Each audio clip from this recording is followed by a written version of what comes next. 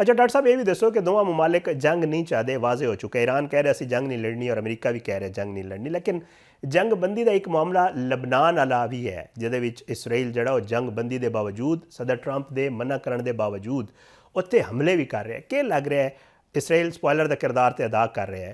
खुदा न खास्ता कोई ऐसी सूरत हाल बन सकती है कि दोवें मुमालिक एक दफ़ा फिर जंग उन्होंने दरमियान शुरू हो जाए या जंग की कोई सूरत हाल बन जाए? ਜਿਹੜਾ ਲੈਬਨਾਨ ਹੈ ਨਾ, ईरान ने अपनी गल की जी वाजे तौर पर शर्त दे छड़ी आ थ्रू पाकिस्तान अमरीका ਨੂੰ कि जनाब जंग बंदी सिर्फ ईरान ਦੇ ਨਾਲ नहीं हैगी, जंग बंदी गजा ਦੇ ਵਿੱਚ ਵੀ ਆ ਤੇ जंग बंदी ਲੈਬਨਾਨ ਦੇ ਵਿੱਚ ਵੀ ਆ। ਤੁਸੀਂ ਇਹਨੂੰ ਇਹ ਨਾ ਸਮਝੋ ਕਿ ਜੰਗ ਬੰਦੀ ਸਿਰਫ ईरान ਦੇ ਨਾਲ ਆ, ठीक ਨਹੀਂ। है। ਹੁਣ ਯਾਨੀ ਕਿ ਇਹ ਗੱਲ ਵਾਜ਼ੇ ਕਰ ਦਿੱਤੀ ਗਈ ਆ ਅਮਰੀਕੀ ਅਥਾਰਟੀਜ਼ ਦੇ ਉੱਤੇ। ਔਰ ਤੁਸੀਂ ਇਹ ਵੀ ਦੇਖੋ ਕਿ ਡੋਨਲਡ ਟਰੰਪ ਦੀ ਟਵੀਟ ਆਂਦੀ ਆ 2 ਹਫ਼ਤੇ ਪਹਿਲੇ ਕਿ Israel will not do anything now until we tell them। ਇਹਦਾ ਮਤਲਬ ਉਹਨਾਂ ਦੀ ਟਵੀਟ ਤੋਂ ਉਹ 2 ਚੀਜ਼ਾਂ ਵਾਜ਼ੇ ਹੁੰਦੀਆਂ ਸੀ ਕਿ ਇਸਰਾਈਲ ਹੁਣ ਕੁਝ ਨਹੀਂ ਕਰੇਗਾ ਜਦੋਂ ਤੱਕ ਅਸੀਂ ਉਹਨਾਂ ਨੂੰ ਕੁਝ ਕਹੀਏ ਨਾ, ਲੇਕਿਨ ਇਸਰਾਈਲ ਤਾਂ ਕਰ ਰਿਹਾ ਵਾ। ਹੁਣ ਜੰਗ ਸ਼ੁਰੂ ਕਿਵੇਂ ਹੋ ਸਕਦੀ ਆ? ਦੇਖੋ, ਈਰਾਨ ਅਗਰ ਦੁਬਾਰਾ ਤੋਂ ਮਿਜ਼ਾਈਲ ਸੁੱਟਣਾ ਸ਼ੁਰੂ ਕਰ ਦਿੰਦਾ ਵਾ, ਅਮਰੀਕਾ ਦੁਬਾਰਾ ਆਪਣੇ ਬੈਰੀਬੇਡ ਜਿਹੜੇ ਲੈ ਕੇ ਆ ਉਹ ਸ਼ੁਰੂ ਕਰ ਦਿੰਦੇ ਆ ਜੰਗ ਦੁਬਾਰਾ। ਇਹ जी ਮਹੀਨਾ ਇੱਕ ਚਲਾ ਕੇ ਜੰਗ ਦੁਬਾਰਾ ਫਿਰ ਉੱਥੇ ਆ ਜਾਣਾ ਜੀ, ਮੁਜ਼ਾਕਰਾਤ ਕਰੋ ਜੀ, ਜੰਗ ਖਤਮ ਕਰੋ। ਇਹ ਸਭ ਤੋਂ ਵੱਡੀ ਓਪਰਚੁਨਿਟੀ ਸੀਗੀ ਔਰ ਮੈਂ ਕਹਾਂ ਸਟਿਲ ਹੈ ਵਾ ਕਿ ਪਾਕਿਸਤਾਨ ਨੇ ਬੜੀ ਕੋਸ਼ਿਸ਼ ਕਰਕੇ ਇਹਨਾਂ ਨੂੰ ਕਿਹਾ ਕਿ ਜਨਾਬ ਟੇਬਲ ਤੇ ਬੈਠੋ, ਟੇਬਲ ਤੇ ਬਿਠਾ ਲਿਆ, ਦੋਨਾਂ ਨੂੰ ਕਹਿਤਾ। ਫਿਰ ਇੱਕ ਵਾਰੀ ਦੱਸਾਂਗਾ ਕਿ ਜੰਗ ਕਾਮਯਾਬ ਤੌਰ ਤੇ ਖਤਮ ਐਵੇਂ ਹੋ ਸਕਦੀ ਆ ਕਿ ਇਸਰਾਈਲ ठीक है। ਲੈਬਨਾਨ 'ਚ ਹਮਲੇ ਬੰਦ ਕਰ ਦੇਵੇ ਤੇ ਅਮਰੀਕਾ ਜਿਹੜਾ ਨਾ ਉਹਨਾਂ ਨੂੰ ਸਿਰਫ ਥੋੜੀ ਜੀ ਢਿੱਲ ਦਿਖਾਣੀ ਚਾਹੀਦੀ ਆ। ਦੇਖੋ, ਮੈਂ ਸਮਝਾਂਗਾ ਨੀਵੀਂ जी ਪਾ ਕੇ ਅਫਗਾਨਿਸਤਾਨ ਚੁੱਕ ਤੇ ਨਿਕਲੇ ਨੇ 20 ਸਾਲ ਬਾਅਦ, ਆਪਣੇ ਹਜ਼ਾਰਾਂ ਫੌਜੀ ਮਰਵਾ ਕੇ, ਆਪਣੇ ਟ੍ਰਿਲੀਅਨ 2 ਟ੍ਰਿਲੀਅਨ ਡਾਲਰ ਜ਼ਾਇਆ ਕਰਕੇ ਜ਼ਾਇਆ ਹੀ ਕੀਤੇ ਨੇ। ਦੁਬਾਰਾ ਅਫਗਾਨਿਸਤਾਨ ਤਾਲਿਬਾਨ ਦੀ ਹੁਕੂਮਤ ਆ ਗਈ, ਅੱਜ ਪਾਕਿਸਤਾਨ ਨੂੰ ਜ਼ਲੀਲ ਕਰਨ ਡਏ ਨੇ। ਤੁਸੀਂ ਉਹਨਾਂ ਨੂੰ ਦੇਖੋ, ਇਰਾਕ ਦੇ ਵਿੱਚ ਵੀ ਉਹਨਾਂ ਨੇ ਇਹੀ ਕੰਮ ਕੀਤਾ, ਪੈਸੇ ਜ਼ਾਇਆ ਕਰਕੇ ਚਲੇ ਗਏ। ਲਿਬੀਆ 'ਚ ਵੀ ਐਵੇਂ ਕੀਤਾ ਉਹਨਾਂ। ਇਹ ਤਾਰੀਖ ਅਮਰੀਕੀਆਂ ਦੀ ਕਿ ਇਹਨਾਂ ਨੇ ਇੰਜ ਹੀ ਕੀਤਾ ਵਾ जी ਤੇ ਜੰਗ ਦੇ ਸਾਏ ਹਲੇ ਵੀ ਮੰਡਲਾ ਰਹੇ ਨੇ। ਸਿਰਫ ਇੱਕ ਚੀਜ਼ ਦੀ ਆ ਕਿ ਅਮਰੀਕਾ ਇਹ ਕਵੇ ਜਨਾਬ ਸਟ੍ਰੇਟ ਆਫ ਹਾਰਮੋਜ਼ ਖੋਲਦੇ ਆ, ਤੁਹਾਡੇ ਐਸਟ ਡੀਫਰੀਜ਼ ਕਰਦੇ ਆ, ਹੁਣ ਸਾਡੇ ਨਾਲ ਗੱਲ ਕਰੋ। ईरान ਨੂੰ ਥੋੜੀ ਦੇਖੋ, ਮੁਲਕ ਚਲਾਣਾ ਨਾ, ਬਹਾਲੀ ਚਾਹੀਦੀ ਆ, ਲੋਕਾਂ ਨੇ ਰੋਟੀ ਖਾਣੀ ਆ, ਰਹਿਣਾ ਵਾ, ਹਾਊਸਿੰਗ ਆ, ਦੀਗਰ ठीक ਉਹਨਾਂ ਦੇ ਮੁਲਕ ਨੇ ਬਿਜ਼ਨਸ ਕਰਨਾ ਵਾ। ਉਹ ਇੰਡੀਆ ਉਹ ਚਾਈਨਾ ਨੂੰ ਧਮਕੀ ਚੜਾ ਰਹੇ ਨੇ ਅਮਰੀਕੀ ਕਿ ਤੁਸੀਂ ਇਹਨਾਂ ਦਾ ਅਗਰ ਤੇਲ ਖਰੀਦਿਆ ਤੁਹਾਡੇ ਤੇ 100% ਟੈਰਿਫ ਲਾ ਦੇਣਗੇ। ਐਵੇਂ ਨਹੀਂ ਗੱਲ ਬਣਦੀ। 15 ਤਰੀਕ ਨੂੰ ਡੋਨਲਡ ਟਰੰਪ ਦੀ ਚਾਈਨੀਜ਼ ਪ੍ਰੈਜ਼ੀਡੈਂਟ ਸ਼ੀ ਜਿਨਪਿੰਗ ਨਾਲ ਮੁਲਾਕਾਤ ਔਰ ਪੂਰੀ ਦੁਨੀਆ ਦੀਆਂ ਨਜ਼ਰਾਂ ਉੱਥੇ सही ਟਿਕੀਆਂ ਨੇ ਜਨਾਬ ਕਿ ਉੱਥੇ ਕੀ ਡਿਸਕਸ ਹੁੰਦਾ। ਤੇ ਅਗਰ ਡੋਨਲਡ ਟਰੰਪ ਨੇ ਪਹਿਲੇ ਵੀ ਦੌਰਾ ਆਪਣਾ ਡਿਲੇ ਕੀਤਾ ਵਾ, ਦੁਬਾਰਾ ਅਗਰ ਡਿਲੇ ਕਰਦਾ ਤੇ ਮੈਂ ਸਮਝਦਾ ਵਾਂ ਇਹ ਗੱਲ ਮਜ਼ੀਦ ਵੱਧ ਜਾਣੀ ਹੈ। ਔਰ ਇਹ ਈਰਾਨੀ जी ਵਜ਼ੀਰ ਖਾਰਜਾ ਦਾ ਜਿਹੜਾ ਦੌਰਾ ਸੀਗਾ ਰੂਸ ਦਾ, ਰੂਸ ਦੇ ਦੌਰੇ ਤੋਂ ਇਹ ਮੈਨੂੰ ਮਹਿਸੂਸ ਹੁੰਦਾ ਵਾ ਕਿ ਰੂਸ ਚਾਹ ਰਿਹਾ ਵਾ ਕਿ ਈਰਾਨ ਨੂੰ ਮਜ਼ੀਦ ਸਪੋਰਟ ਕਰੇਗਾ ਅਗਲੇ ਰਾਊਂਡ 'ਚ ਅਗਰ ਕੋਈ ਜੰਗ ਦੁਬਾਰਾ ਮੁਸਲਤ ਹੁੰਦੀ ਆ। ठीक है। ਇਲੈਕਟ੍ਰੋਮੈਗਨੈਟਿਕ ਵਾਰਫੇਅਰ ਜਿਹਦੇ ਵਿੱਚ ਈਰਾਨ ਨੇ ਇਸ ਦਫਾ ਵੀ ਆਪਣਾ ਲੋਹਾ ਮਨਵਾਇਆ ਵਾ, ਅਮਰੀਕੀ ਤਿਆਰੇ ਸੁੱਟੇ ਨੇ। ਔਰ ਤੁਸੀਂ ਇਹ ਵੀ ਦੇਖਿਆ ਹੋਏਗਾ ਕਿ ਉਹ ਜਿਹੜਾ GPS ਆ, ਉਹ GPS ਮੈਡਲ ਕੀਤਾ ਕਿ ਜਿਹੜਾ ਡੇਟਾ ਇਸ ਤੇ ਵੀ ਤੁਸੀਂ ਦੇਖੋ ਕਿ ਅੱਜ ਸ਼ਿਪ ਗੁਜ਼ਰ ਰਹੇ ਨੇ ਤੇ ਡੇਟਾ ਅਵੇਲੇਬਲ ਆ ਸਟੇਟ ਆਫ ਹਾਰਮੋਜ਼ 'ਚ। ਅਗਰ ਸ਼ਿਪ ਗੁਜ਼ਰ ਰਹੇ ਨਾ ਟਾਵਾਂ ਟਾਵਾਂ ਤੇ ਉਹਦਾ ਡੇਟਾ ਆ ਰਿਹਾ ਸੈਟਲਾਈਟ ਨੂੰ, ਲੇਕਿਨ ਉਸ ਟਾਈਮ ਸੈਟਲਾਈਟ ਦੱਸ ਰਿਹਾ ਸੀਗਾ ਕਿ ਸਾਰੇ ਜਹਾਜ਼ ਗੋਲ ਗੋਲ ਘੁੰਮ ਰਹੇ ਨੇ, ठीक ਯਾਨੀ ਕਿ ਉਹ 'ਚ ਐਰਰ ਆ ਗਈ ਸੀਗੀ। ਤੇ ਮੈਂ ਸਮਝਦਾ ਹਾਂ ਕਿ ਈਰਾਨ ਨੂੰ ਸਪੋਰਟ ਸੀਗੀ ਰਸ਼ੀਆ ਦੀ ਔਰ ਮਜ਼ੀਦ ਹੋਏਗੀ, ਕਿਉਂਕਿ ਅਗਰ ਅਮਰੀਕਾ ਨੇ ਰਸ਼ੀਆ ਦੇ ਖਿਲਾਫ ਯੂਕਰੇਨ ਨੂੰ ਸਪੋਰਟ ਕੀਤਾ ਵਾ ਤੇ ਰਸ਼ੀਆ ਇਹ ਸਮਝਦਾ ਵਾ ਕਿ ਈਰਾਨ ਨੂੰ ਅਮਰੀਕਾ ਦੇ ਖਿਲਾਫ ਸਪੋਰਟ ਕਰਕੇ ਉਹਦਾ ਬਦਲਾ ਲੈ ਲਵੇ। ਤੇ ਲੇਕਿਨ ਵਨਸ ਅਗੇਨ ਇਹ ਉਸ ਸੂਰਤ 'ਚ ਹੈਗਾ ਜਦੋਂ ਜੰਗ ਦੁਬਾਰਾ ਹੋ ਜਾਵੇ।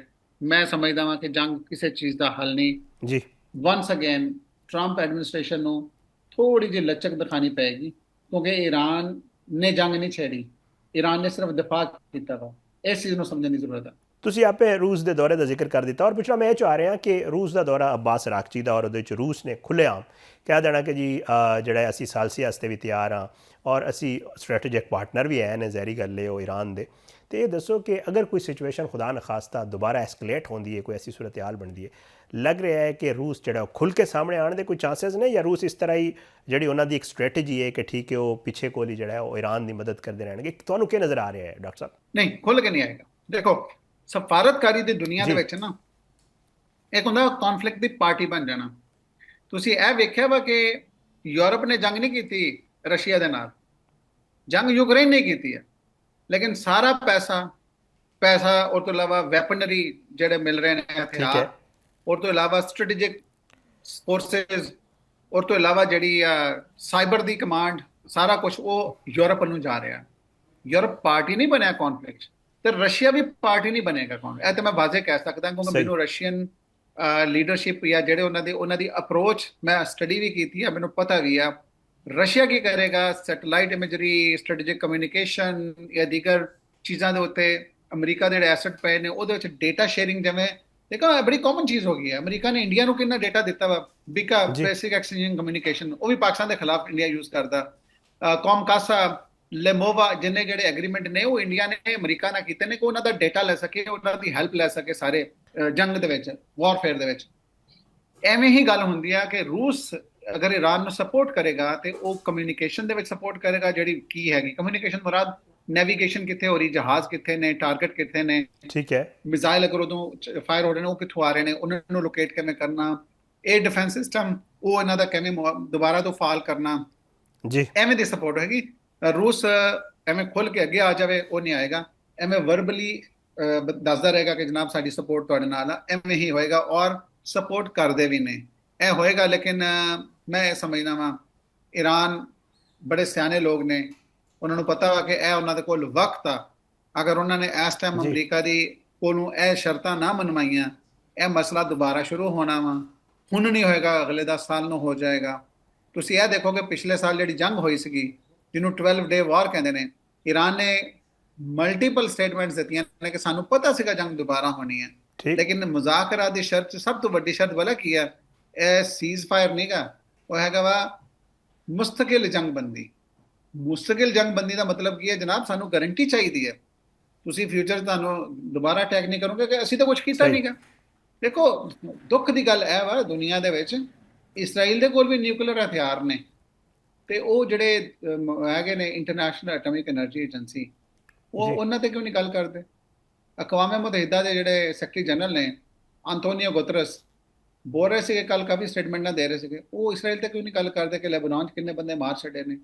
ਉਹ ਇਹ ਨਹੀਂ ਗੱਲ ਕਰਦੇ ਕਿ ਗਜ਼ਾ ਦੇ 20 ਲੱਖ ਲੋਕਾਂ ਨੂੰ ਮਾਰ ਕੇ ਖਾ ਪੀ ਗਏ ਨੇ, ਘਰ ਉਡਾਤੇ, ਭੁੱਖੇ।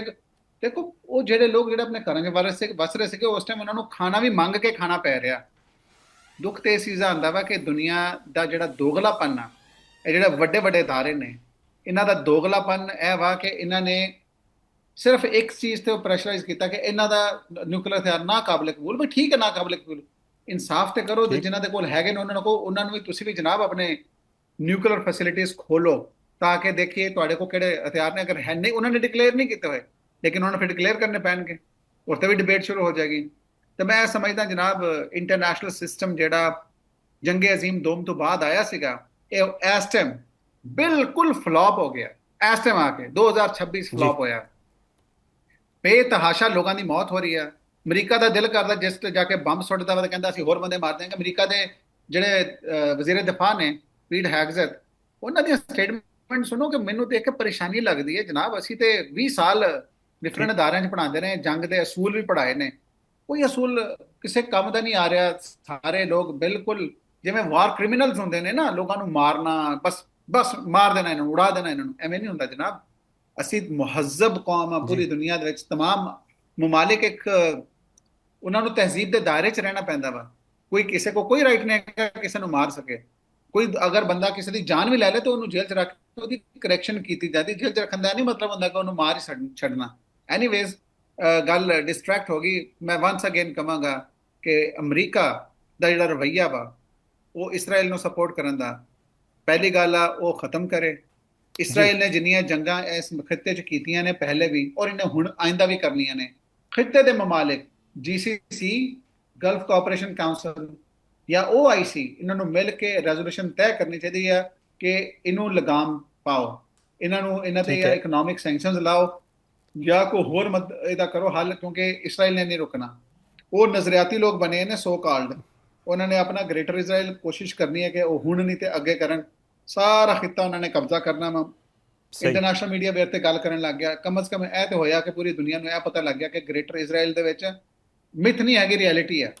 ਤੇ ਮੈਂ ਸਮਝਾਂਗਾ ਕਿ ਇਸ ਟਾਈਮ ਸਭ ਤੋਂ ਵੱਡੀ ਜ਼ਿੰਮੇਦਾਰੀ ਇੰਟਰਨੈਸ਼ਨਲ ਇਦਾਰਿਆਂ ਦੇ ਸਿਰ ਤੇ ਆ, ਯੂਨਾਈਟਿਡ ਨੇਸ਼ਨ ਤੇ ਆ, IAEA ਤੇ ਆ। ਫਿਰ ਆ ਜਾ ਕੇ ਜਿਹੜਾ ਰੋਲ ਪਾਕਿਸਤਾਨ ਪਲੇ ਕਰ ਸਕਦਾ ਸੀਗਾ ਤੇ ਉਹ ਤੇ ਅਸੀਂ ਕਰ ਛੱਡਿਆ ਜਨਾਬ। ਹੁਣ ball is in the court of the United States, that they should be listening to Pakistan.